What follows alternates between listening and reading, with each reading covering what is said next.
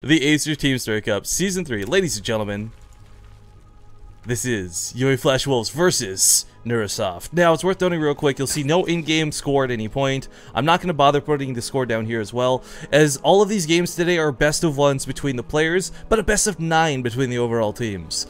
So without further ado, swapping the overlay up a little bit, there we go. In the top right corner of the map, no longer an FXO, man, he's had this name for a while. It's going to be yoeFlashWolves Leenock. And his opponent to the lower left, playing for NewRoSoft. It's going to be Fnatic's owned. Oh wait, no, not Fnatic. I forgot about all these team swaps. I get a tag that doesn't quite work. It's going to be NewRoSoft's NightenD. Now, NewRoSoft actually had the most interesting, I think, qualifier into the Acer Team Story Cup. I'll talk about that a little more in a second. I do, again, want to request to the mods of Base Trade TV, if you guys got a sword next to your name, I am begging you and asking you to be the spoiler police for today. This is the live rebroadcast. Yes, these are being done from replays, I will not lie to you, but I've not seen the outcomes of any of these matches. I don't know how these play out, and we're going to enjoy these together. That's the whole point of doing this a little bit later, so the North American audience that can't wake up at, say, 5 a.m. can instead watch this with us a little bit later. So hopefully this ends up working out. It's a test thing right now, and I just hope you guys enjoy it. For now, though, let's sit back and enjoy. Now, the thing I was talking about for NewRoSoft, before we talk too much about Leenock and his whole stint with the yoeFlashWolves, is NewRoSoft beat out what was probably the scariest team in the Acer Team Story Cup qualifiers. And what was more, Wellmu did it single freaking handedly. If you guys recall, there's a controversial team called the Bounty Hunters that consisted of like MC, Yoda, and like a lot of other really renowned Korean players that were quite frankly very scary. And Wellmu made, whoa, NightenD, what are you doing? What? Okay, he did go for the Forge here, but I assumed it was just going to be a Forge first, so I didn't talk too much about it, but this is a really odd slash ballsy move to do on the first map. I guess when you open like this, you hope that your opponent doesn't send a second drone out, but Leenock, he knows what's up. Now, NightenD does fully wall himself in here, and as the cannon starts, he may cancel this third pylon to leave.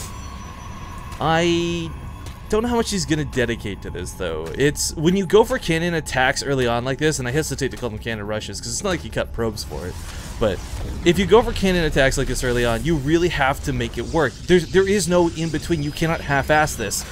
Probes pulled back to try and buy a little bit of surface area, but he's not able to do even that. In fact, he may lose the probe, which is the most critical part of this whole spiel. Loses the cannon, cancels both of them. What a terrible start here for NightenD. He's going to lose the pylons on top of this as well, so Leenock with a good scout, but also having gotten pooled first, we'll make sure that he doesn't take too much damage from this. But guys, before we talk too much about what NightenD did with his choice here, the reality is, a lot of Protoss players are doing this now. I know it was kind of a joke when SOS was cannoning, and we saw a lot of sort of people like Wiedemann's back in the day go to MLGs and do cannon rushes, but this has become a real deal on a very regular basis. In fact, what was it, just a couple weekends ago, or weeks ago, Stardust was doing cannon rushes non-stop throughout the entirety of Go for StarCraft, and he won Go for freaking StarCraft! So it's a very legitimate, it's a very viable way to play the game. Obviously not a, I think, highly respectable way to play, but still a decent way to start off here for NightenD. And while he's down in the resources, down 340, how do you lose 349 minerals? Oh, hang on, I gotta disable scrolling, that's gonna be annoying. Controls. Sorry for guys playing in Europe, not North America, for the replays. But anyways, while he's down in the mineral count, you know, his Nexus is still on the way. He's starting to get the cannon up. Leenock's not going to be able to do a Ling run by and catch him off guard unless he hits with like 80 Lings and there's not a single sentry available. But still, I think NightenD's okay as far as recovering out of this goes, but I mean, Leenock's on his way to a third. The cannons didn't get a lot done, and he kind of showed his cards too, just that willing to be that aggressive and brazen about that attack. I think Leenock's going to be okay continuing through with this. Now, Leenock, by the way, if you guys actually do remember Leenock from, like, you know, Leenock and Hurricane, back-to-back, FXO, those were the guys. Those were the badasses when it came to a lot of online stuff as well, because when they'd compete, people would be scared. I don't know, NightenD, I think he's got away from Leenock. Leenock's a really strong player. It might have a Stargate on the way. I guess if you can catch Leenock a little bit off guard, that'll work out nicely, but I don't think Leenock's going to continue, I mean, he's just put down his gases finally, so he's not going to be playing gases for too much longer. That is the advantage too. If you do open gasless as a Zerg player, it doesn't matter what race you're against, you're gonna have those extra minerals to get that third base down, to get that saturation up so nicely. I mean, he's up to 44 drones. He's got creep spread and queens. He's got a pretty good start here. My guess for NightenD, by the way, is with this Stargate, if you don't open with that cannon cheese, or hell, if the cannon cheese ends up working, you follow it up with a lot of phoenixes. But because he's got nothing done and nothing accomplished, he may just end up diving for an oracle in this situation. Alternatively, too, yeah, there's the oracle. Alternatively, too, there's always that worry of roaches, and if you can scout roaches early on, a void ray, especially prismatically aligned, will cover your ass in most scenarios. But a mothership core sort of picking away at the lings for now. And we'll see what that oracle can get done. The oracle, of course, has kind of had some weird changes.